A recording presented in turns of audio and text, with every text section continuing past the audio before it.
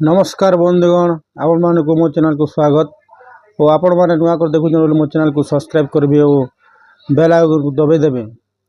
एवं आयुष्मान कार्ड रो शुभारंभ करा जिवो चलते देखा और आधार कार्ड रे भी पाई पारिबे सुविधा। तो कटक बालीजात्रा पड़ियारू आयुष्मान कार्ड रो शुभारंभ आधार कार्ड रे भी पाई पारिबे सुविधा। कटकरू हेबो आयुष्मान भारत रो कार्ड रो शुभारंभ एप्रिल 11 तारिख कटक बालीजात्रा पड़िया हेब आयुष्मान भारत शुभारंभ आउ ओडिशा रे एही आयुष्मान कार्ड रो शुभारंभ करेंगे केंद्र स्वास्थ्य मंत्री जेपी नड्डा। एथिपाई नड्डा 3 दिनिया ओडिया गस्तरे आसुचंती।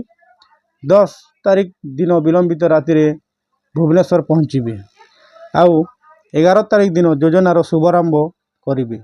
एथिपाई बालीजात्रा पड़िया रे पहुँची समीक्षा करिसंती राज्य स्वास्थ्य मंत्री मुकेश महालिंग। पूर्वरु बीजेपी जेतेबेले विरोधी दल रे थिला सेतेबेले आयुष्मान योजना लागू करने को दाबी रखिथिला जहाँ एबे कार्यकारी हेबाकू जाउछि। आगकू उभय आयुष्मान भारत और गोपबंधु जन आरोग्य योजना रे राज्यवासी लाभ पाई पारिबे। एपरिकी आधार कार्ड रे भी लोक माने सुविधा पाई पारिबे। नुआ कार्ड न पहुँचला पर्यंत पुराना कार्ड रे मध्य लोक माने एही योजनार लाभ पाई पारिबे एवं देश रे 29,000 हॉस्पिटल चिकित्सा सुविधा पाई पारिबे बोली कहिसंती मुकेश महालिंग।